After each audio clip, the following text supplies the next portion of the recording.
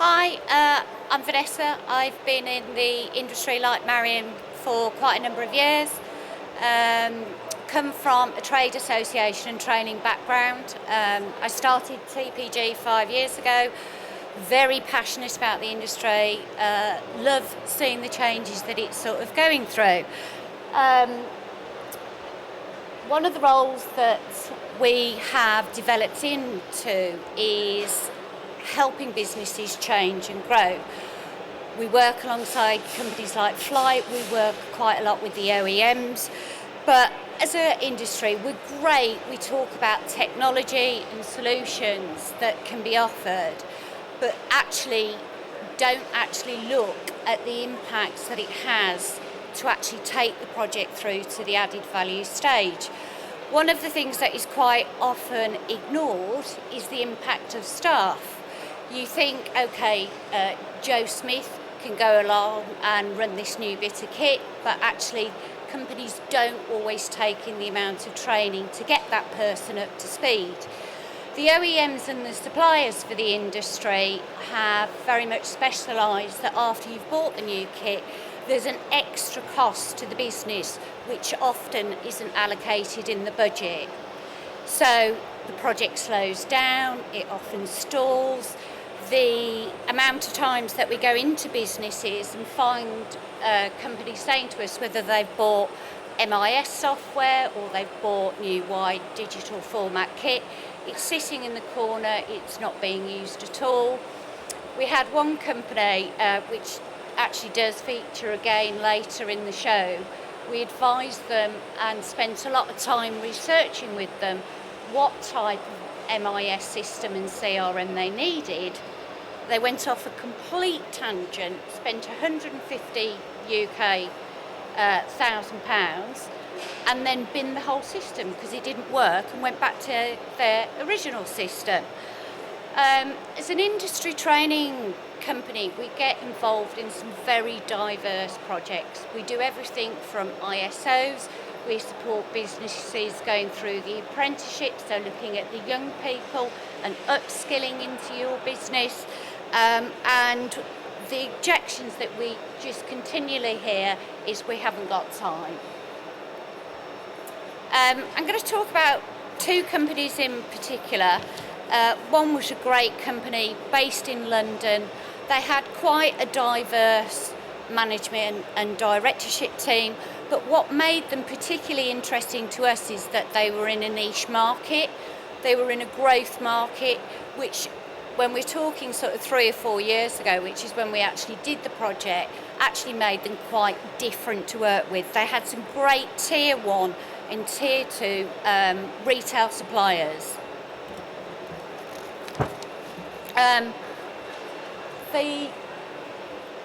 The client's objectives were, it's clicking back.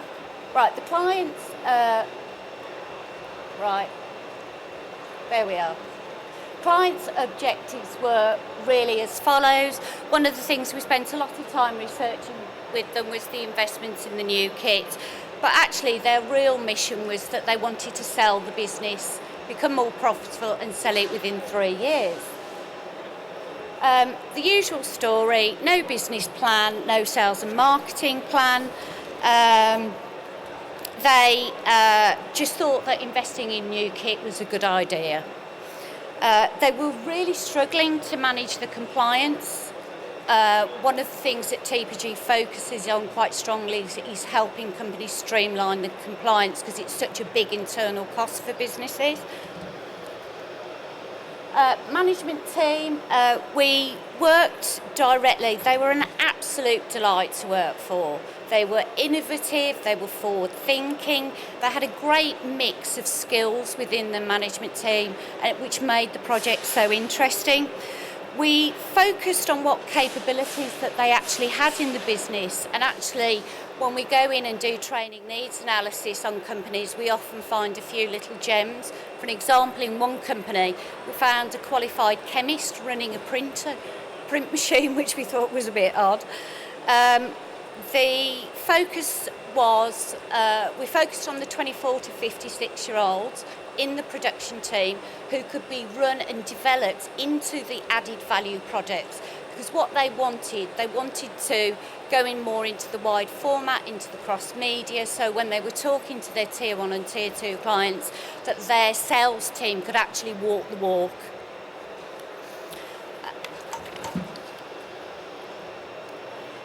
By looking at the ISO deliveries that they currently had, we streamlined the compliance systems. The huge difference with the motivation of the production team and putting in the lean techniques that supported the business and reduced such cost savings within the company. We managed to achieve in the first year a £73,000 saving off the bottom line, doing things like material waste reduction, quicker make-ready times, faster production finishing.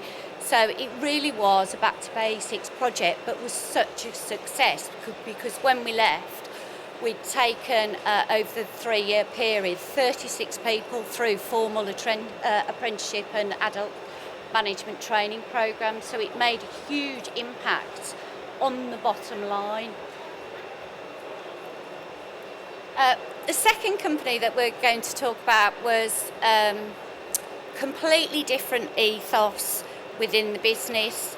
The management team, there was 3 directors, 2 were husband and wife. The third director was, he hadn't got enough personality to come through. It was a family business. They had employed 2 sisters within the business, and they were all in key roles. The production manager was particularly difficult to deal with. None of the management team had any formal management qualification.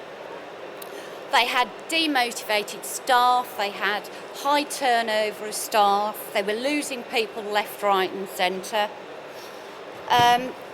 The barrier really was from the production director, and we identified at a very early stage that really, even though she was a family member, that she should have been moved on. The managing director, he was really a financial director. He could look at the forecasts, he could do all the budgets, he could, tweak all the numbers, and it all looked great on paper.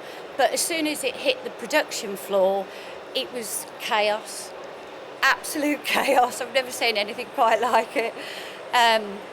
The in-house fighting and the politics within the business made it a real interesting project for us to do. We spent actually more time training at a senior director level than we actually did on the shop floor, because all the problems within the business were at the top, really. Because with getting the managing directors and the other directors to work better and even just to communicate in a civil way became our main project, so it was really quite interesting.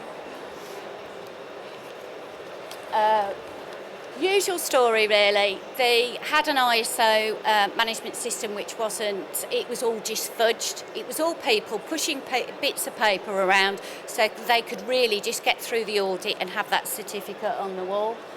There was no data gathering at all. We had to take it very much back to basics. We had to do manual data capture, which threw up some great, interesting stories. People were literally just running around with bits of paper, just pushing jobs through. It was very interesting. And with the change that had to come within the business, we set up a lean team with lean champions. We had specialist training managers actually working on each shifts, going through the jobs day by day. And we managed to implement 5S, and it absolutely, completely turns the production team round. I've lost one, he's run off. Is he coming back? We had great success. One of the other big projects that we did in there was supplier review. Because the production was so badly managed, they were having to outsource a lot of their print and production finishing.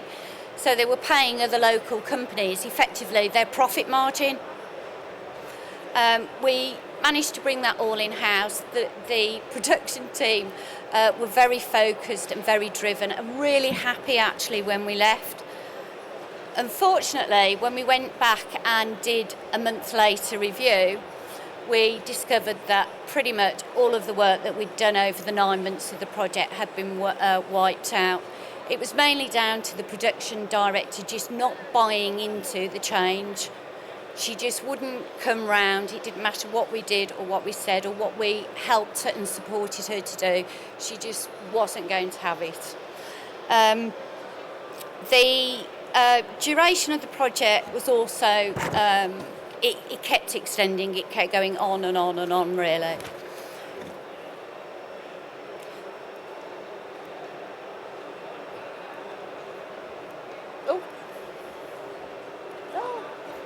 Sorry. When we left, the staff, as I said, were really motivated, and we managed to, through the change in the supply chain, we managed to show some huge bottom line savings.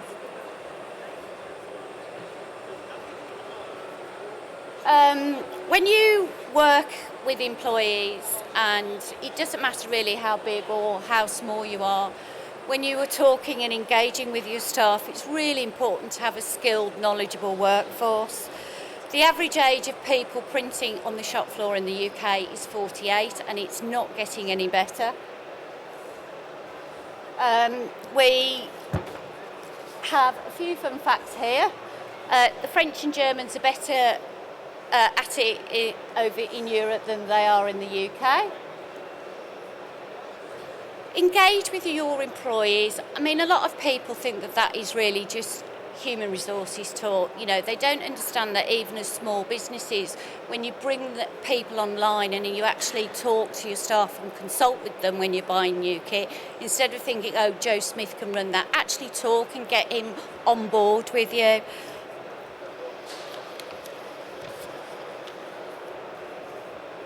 Motivated with no budget. Most companies don't allocate a training budget at all. They don't put it in at the beginning of every year. Companies who do have so much more success than companies who don't consider training at all. There are easy ways to motivate. If you, silly things like if it's a hot day, buy them ice cream. You know, if one of your member of staff has somebody, you know, a member of family who's ill, if you engage with them and talk to them and get to know them, it creates loyalty. And that when you're changing and adding products in, it gets them on board because they will support you back. Don't be afraid to make tough decisions. The one company in particular, the second case study I talked about, as Marion said, they're just declining and declining every year. Because the production director was a member of his family, he was too scared about sitting around the dinner table with her at Christmas than actually addressing the barrier. And she is the cause of all the problems in that business. And that's it, really. Any questions, anyone? Thank you. Thank you, Paul.